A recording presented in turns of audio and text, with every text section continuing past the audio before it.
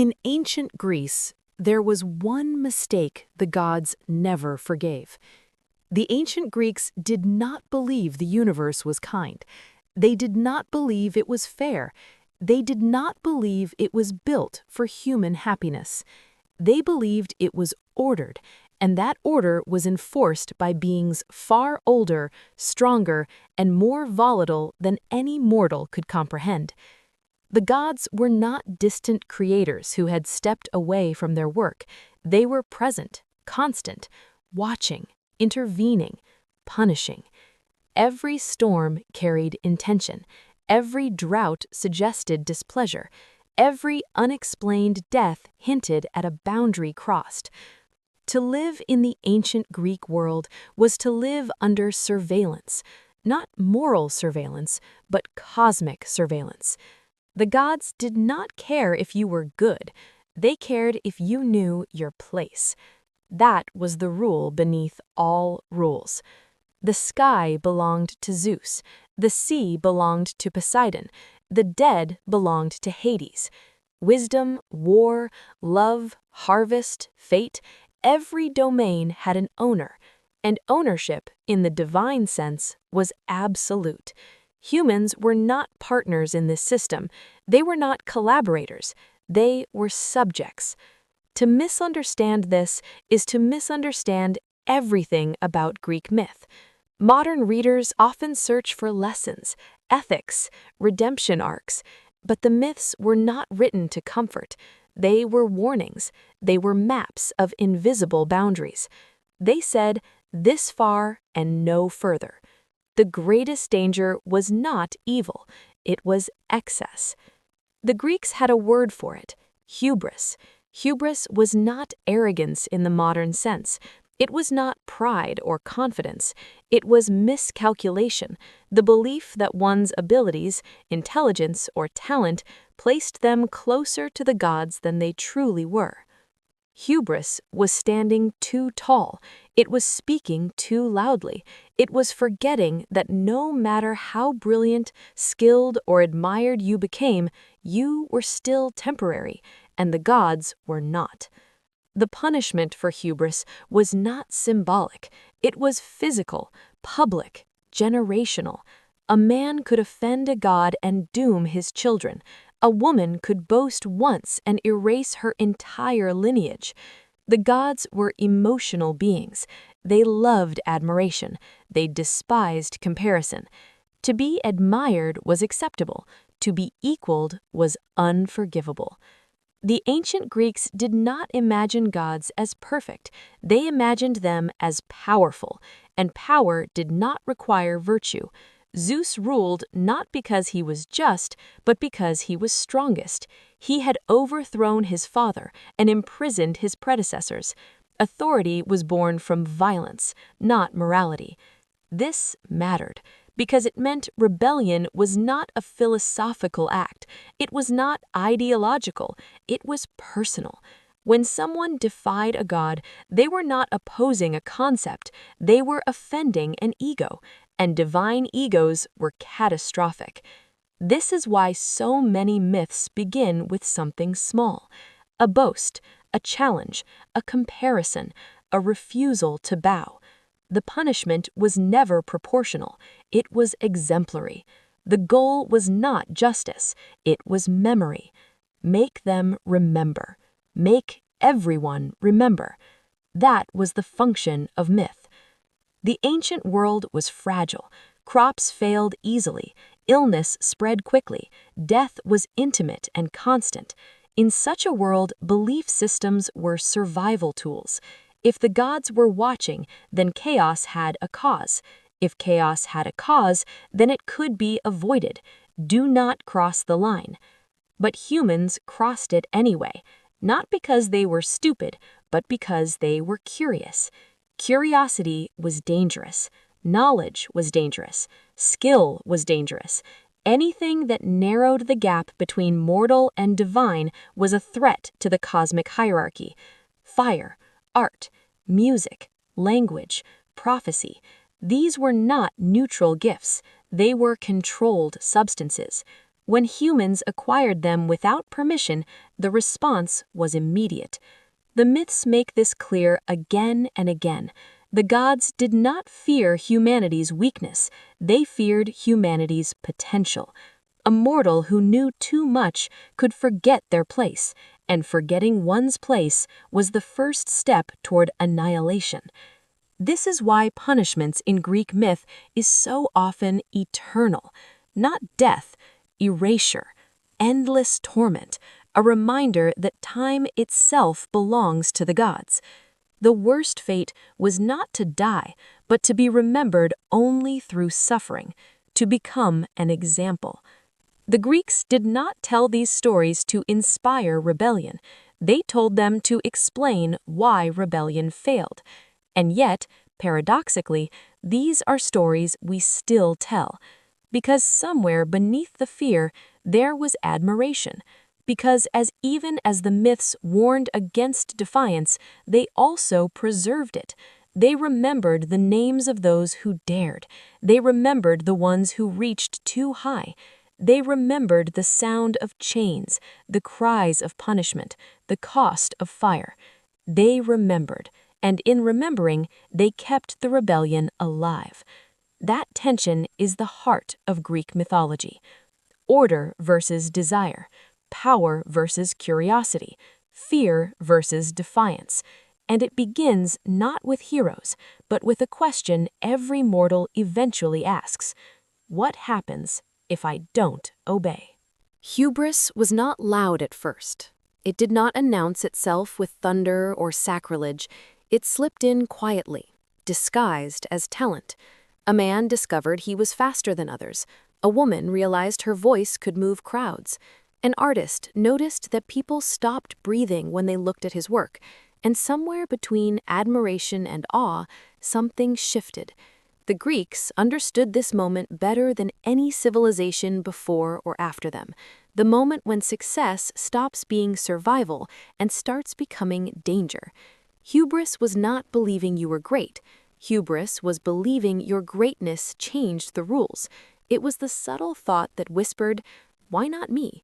Why shouldn't I rival the gods? Why shouldn't I test them? Why should they decide where my limits are? In Greek myth, this thought alone was enough to seal a fate, because hubris was never about intention, it was about position. You did not need to insult a god, you only needed to stand too close. The divine order was built on distance, the gods above, humans below, and between them, nothing. No ladder, no negotiation, no appeal. The moment a mortal tried to close that distance, the universe reacted, not with dialogue, with correction. Correction came in many forms. Sometimes it came as madness, sometimes as transformation, sometimes as annihilation so complete that even memory became poison. The Greeks did not imagine hubris as a moral failure. They imagined it as a cosmic malfunction, a system error, and systems correct errors ruthlessly. This is why punishment in Greek myth often feels excessive to modern readers. Arachne did not murder, Niobe did not conquer, Marsyas did not betray. They compared, they competed, they forgot the invisible wall, and the gods responded not to the act, but to the implication. Comparison was the true crime. To compare oneself to a god was to suggest equivalence, and equivalence threatened everything. The gods ruled not only through power, but through narrative. They needed to be unrivaled in story as much as in strength. If a mortal could be better at weaving, better at music, better at wisdom, then the myth cracked. And once a myth cracks, belief follows. Belief was the true currency of the ancient world. Without belief, temples were stone, sacrifices were smoke, prayers were noise. The gods could not allow that, so they acted decisively. Consider how hubris unfolds in the myths. It is rarely deliberate rebellion. More often, it is excellence without restraint. The Greeks feared excellence almost as much as failure, because excellence attracted attention, and attention was lethal. To be unseen was safe, to be noticed was risky, to be admired was fatal. The gods watched closely. not because they were paranoid, but because they were jealous. Jealousy was not a flaw in the gods, it was a feature. Zeus was jealous of prophecy, Hera was jealous of beauty, Athena was jealous of intellect, Apollo was jealous of music. Each god guarded their domain obsessively. They did not share, they did not mentor, they did not reward innovation. A mortal who mastered a divine skill did not earn praise, they triggered alarm. The response followed a pattern. First came warning, a sign, a dream, a whisper. If the mortal ignored it, the second stage followed: humiliation, public defeat, loss of status, mockery. If even that failed, the third stage arrived: erasure, transformation into something lesser, condemnation to endless suffering, death extended beyond death. The Greeks did not imagine hubris as a moral failure. They imagined it as a cosmic malfunction, a system error. And systems correct errors ruthlessly. This is why punishment in Greek myth often feels excessive to modern readers. Arachne did not murder, Niobe did not conquer, Marsyas did not betray. They compared, they competed, they forgot the invisible wall, and the gods responded not to the act but to the implication. Comparison was the true crime. To compare oneself to a god was to suggest equivalence, and equivalence threatened everything. The gods ruled not only through power, but through narrative. They needed to be unrivaled in story as much as in strength. If a mortal could be better at weaving, better at music, better at wisdom, then the myth cracked. And once a myth cracks, belief follows. Belief was the true currency of the ancient world. Without belief, temples were stone, sacrifices were smoke, prayers were noise. The gods could not allow that, so they acted decisively. Consider how hubris unfolds in the myths. It is rarely deliberate rebellion. More often, it is excellence without restraint. The Greeks feared excellence almost as much as failure, because excellence attracted attention, and attention was lethal. To be unseen was safe, to be noticed was risky, to be admired was fatal. The gods watched closely, not because they were paranoid, but because they were jealous. Jealousy was not a flaw in the gods, it was a feature. Zeus was jealous of prophecy, Hera was jealous of beauty, Athena was jealous of intellect, Apollo was jealous of music. Each god guarded their domain obsessively. They did not share, they did not mentor, they did not reward innovation. A mortal who mastered a divine skill did not earn praise, they triggered alarm. The response followed a pattern. First came warning, a sign, a dream, a whisper. If the mortal ignored it, the second stage followed: humiliation, public defeat, loss of status, mockery. If even that failed, the third stage arrived: erasure, transformation into something lesser, condemnation to endless suffering, death extended beyond death. The Greeks did not imagine hubris as a moral failure. They imagined it as a cosmic malfunction, a system error, and systems correct errors ruthlessly. This is why punishment in Greek myth often feels excessive to modern readers. Arachne did not murder, Niobe did not conquer, Marsyas did not betray. They compared, they competed, they forgot the invisible wall, and the gods responded not to the act but to the implication. Comparison was the true crime. To compare oneself to a god was to suggest equivalence, and equivalence threatened everything. The gods ruled not only through power, but through narrative. They needed to be unrivaled in story as much as in strength. If a mortal could be better at weaving, better at music, better at wisdom, then the myth cracked. And once a myth cracks, belief follows. Belief was the true currency of the ancient world. Without belief, temples were stone, sacrifices were smoke, prayers were noise. The gods could not allow that, so they acted decisively. Consider how hubris unfolds in the myths. It is rarely deliberate rebellion. More often, it is excellence without restraint. The Greeks feared excellence almost as much as failure, because excellence attracted attention, and attention was lethal. To be unseen was safe, to be noticed was risky, to be admired was fatal. The gods watched closely, not because they were paranoid, but because they were jealous. Jealousy was not a flaw in the gods, it was a feature. Zeus was jealous of prophecy, Hera was jealous of beauty, Athena was jealous of intellect, Apollo was jealous of music. Each god guarded their domain obsessively. They did not share, they did not mentor, they did not reward innovation. A mortal who mastered a divine skill did not earn praise, they triggered alarm. The response followed a pattern. First came warning, a sign, a dream, a whisper. If the mortal ignored it, the second stage followed: humiliation, public defeat, loss of status, mockery. If even that failed, the third stage arrived: erasure, transformation into something lesser, condemnation to endless suffering, death extended beyond death. The Greeks did not imagine hubris as a moral failure. They imagined it as a cosmic malfunction, a system error, and systems correct errors ruthlessly. This is why punishment in Greek myth often feels excessive to modern readers. Arachne did not murder, Niobe did not conquer, Marsyas did not betray.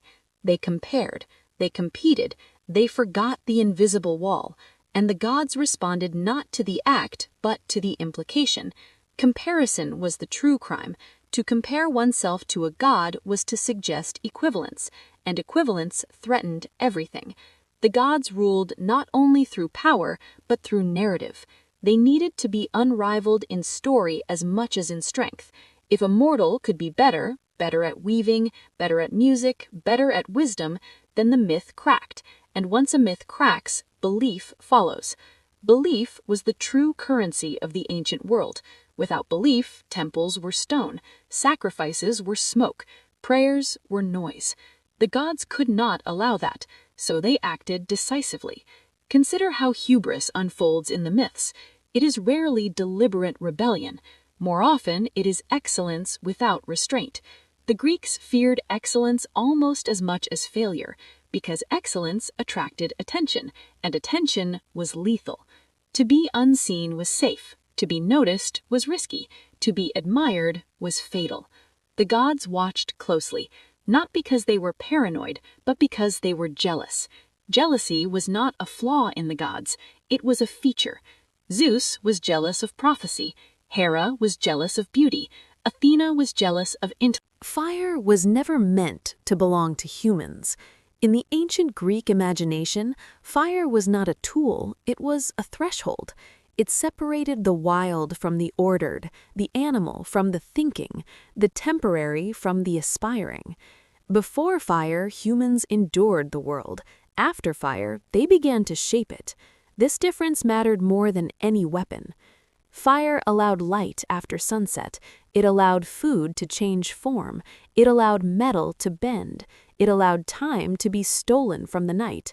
Fire shortened the distance between human and divine, and distance was everything. The gods understood this long before humans did.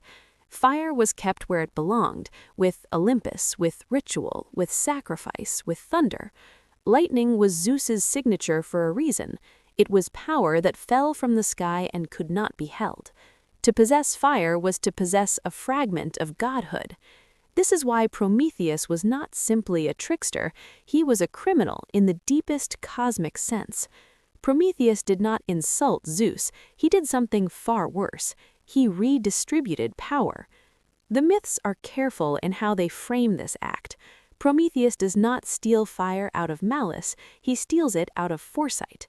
He sees humans freezing, starving, dying without understanding why. He sees potential wasted. He sees a future that could exist and a present that refuses to allow it.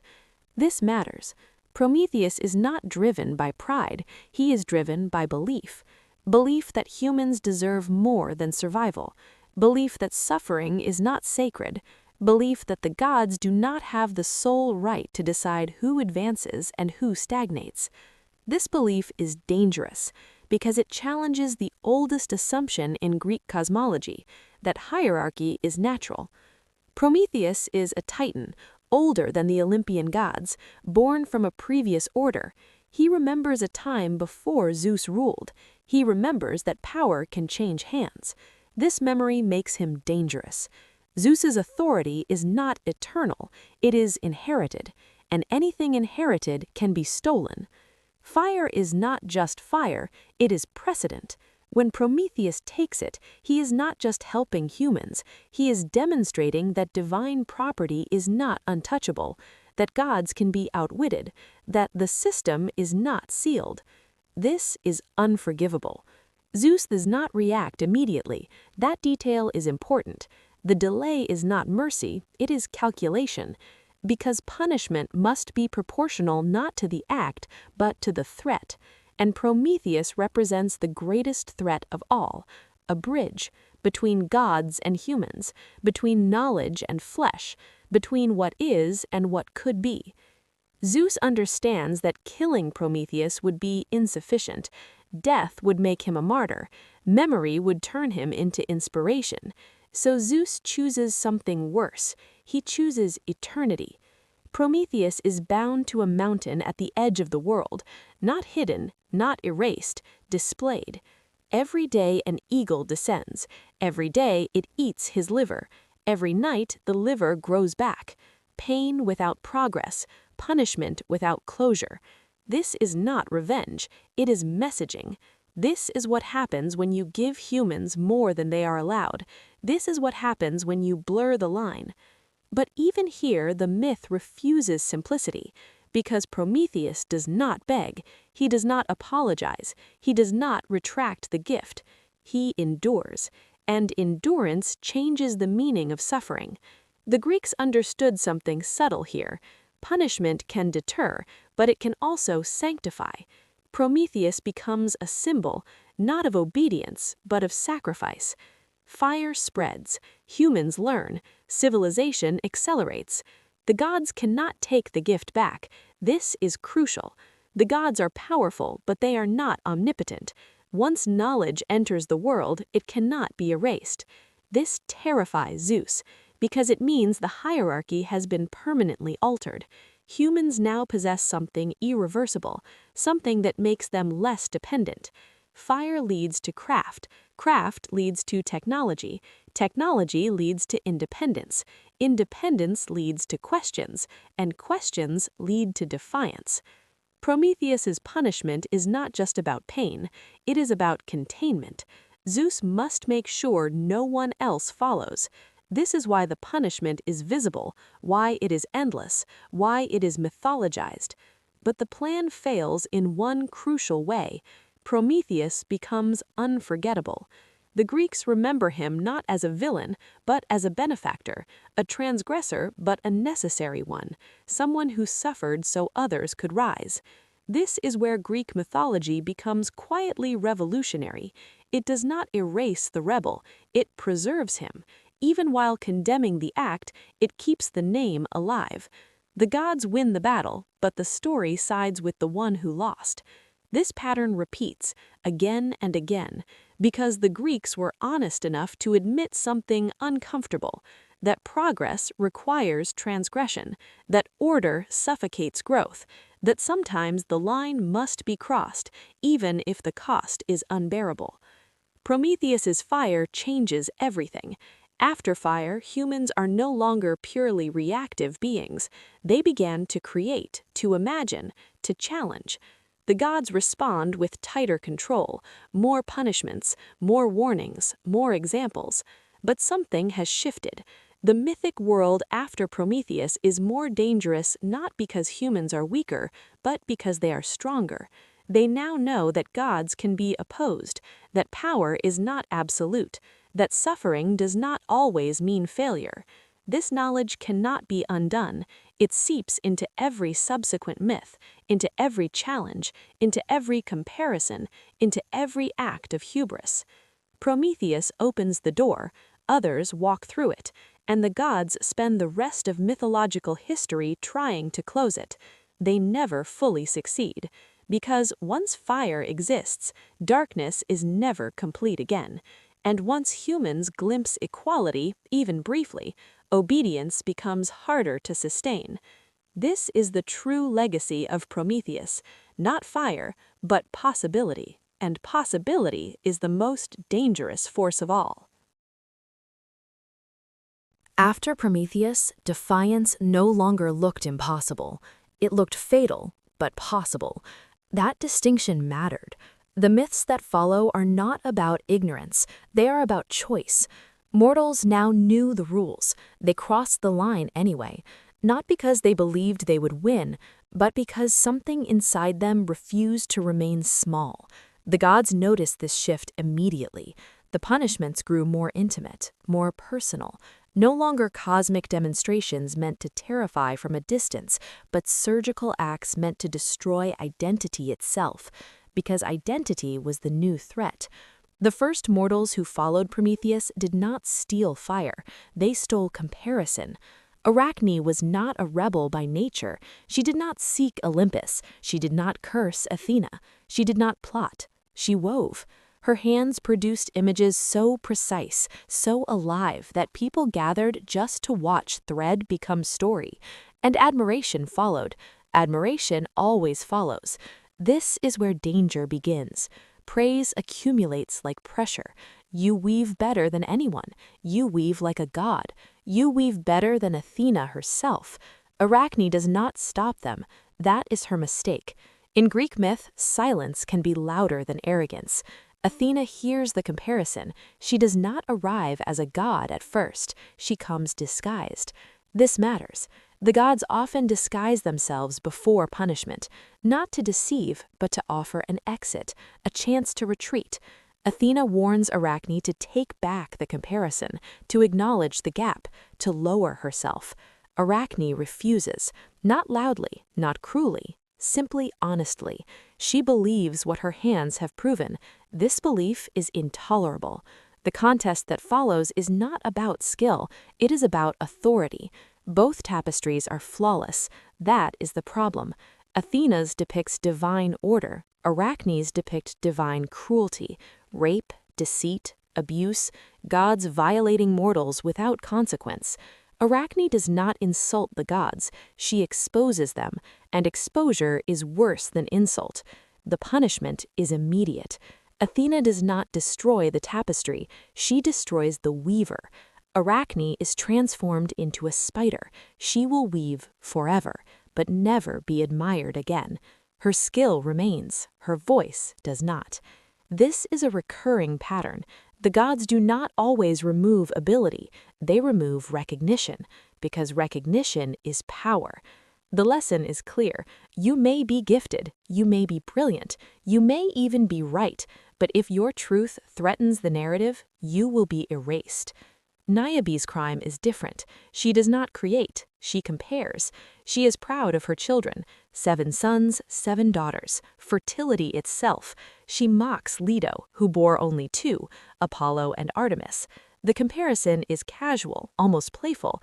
Niobe forgets that gods do not hear comparison as metaphor, they hear it as challenge. Apollo and Artemis do not argue, they kill. All of Niobe's children fall, one by one. There is no mercy, no negotiation. Niobe is left alive. That is intentional. She becomes stone, still able to weep, grief frozen into landscape, eternal reminder. The gods could have killed her. They chose something worse, because the point was not to end her pain, it was to display it. Marsyas goes further. He finds a flute, an instrument abandoned by a goddess. He masters it. Music pours from him so wild and beautiful that it unsettles even Apollo. Apollo accepts a contest. That acceptance seals Marsyas's fate. The gods never accept contests they can afford to lose. The rules change. The judgment shifts. Apollo wins. Marsyas is flayed alive, skin removed. The instrument that once moved the world is silenced by removing the flesh that held it. These stories are not random, they are systematic. They teach a structure of punishment, expose the sin, mirror it, make it permanent. But beneath the horror, there is something else. The gods are reacting, not initiating. They are responding to pressure, to encroachment, to mortals who are no longer content to exist quietly beneath them.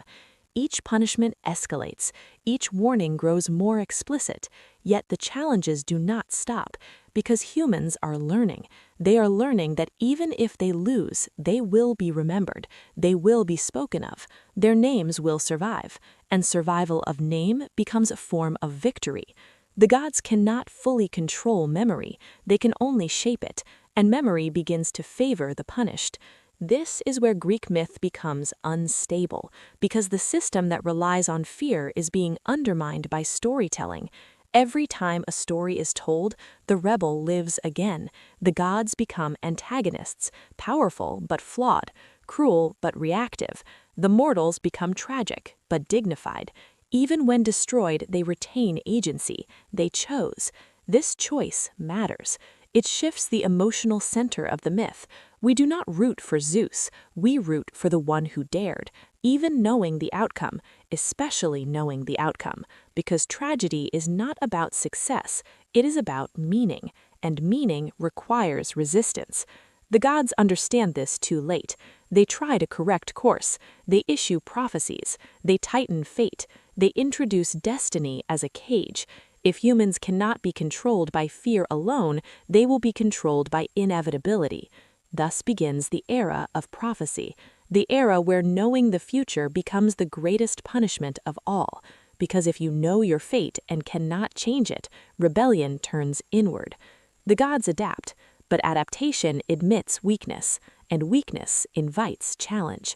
The mortals who come next will not just compare, they will try to escape. And that is where everything breaks. The final strategy of the gods was not punishment. It was inevitability. Fear could be resisted. Pain could be endured. Even eternal suffering could be transformed into meaning. But inevitability? Inevitability hollowed resistance from the inside. If rebellion always ends the same way, then rebellion becomes pointless. This is where fate enters Greek mythology as a weapon, not fate as comfort, not fate as destiny fulfilled, but fate as a closed system. The gods did not invent fate, they weaponized it.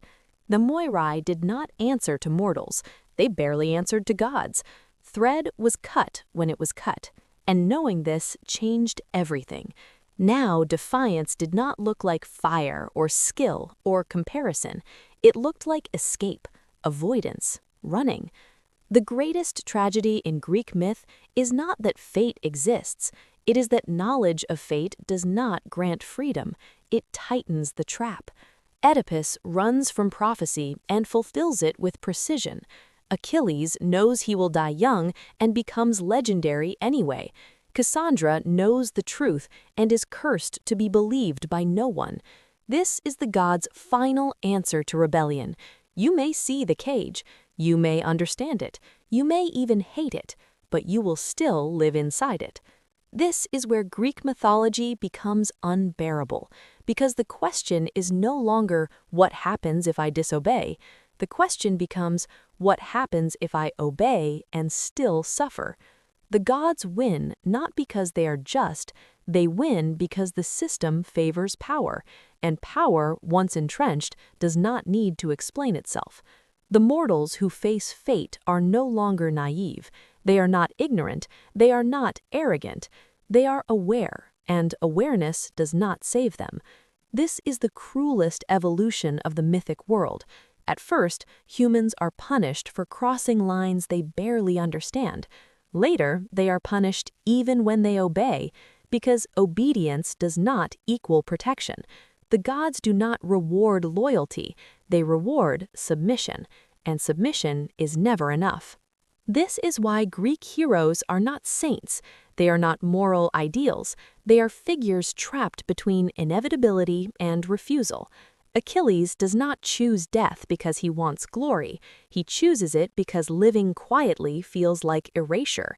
If the gods control the end, humans will control the meaning. That is the last territory left, meaning. This is where the gods truly lose control. They can dictate outcomes, they cannot dictate interpretation. They cannot stop stories from being told differently. They cannot stop future generations from siding with the punished instead of the powerful. They cannot stop memory from mutating. The gods win every myth, but they lose the long narrative because we remember Prometheus, not Zeus's order. We remember Arachne's skill, not Athena's authority. We remember Niobe's grief, not Apollo's precision. We remember Cassandra's truth, not the silence imposed on her. This is the gods' final answer to rebellion. The gods remain powerful in story, but they are no longer admirable. They are cautionary. They are mirrors of unchecked authority. Greek mythology does something radical here. It exposes power without sanctifying it. It does not deny the gods' dominance. It questions their worth. And that question survives longer than any punishment. This is why these myths endure, not because they teach obedience, but because they document resistance. They show what happens when resistance fails, and they preserve it anyway. This is not accidental. The Greeks lived under kings, tyrants, empires. They understood that power often wins, but they also understood that power fears memory. Memory outlives rule, and stories are memory sharpened into weaponry. The gods could chain bodies, they could not chain narrative, and narrative is where humanity takes revenge, quietly, patiently, across centuries. This is why the final victory is ambiguous. The gods maintain order, the world continues, the hierarchy remains, but the audience shifts. We no longer tremble at divine punishment, we interrogate it. We ask whether the gods were right, we ask whether the rebels were wrong, and in asking, we step into the space the gods tried to close forever, the space between obedience and defiance, the space where choice still matters, even if outcome does not.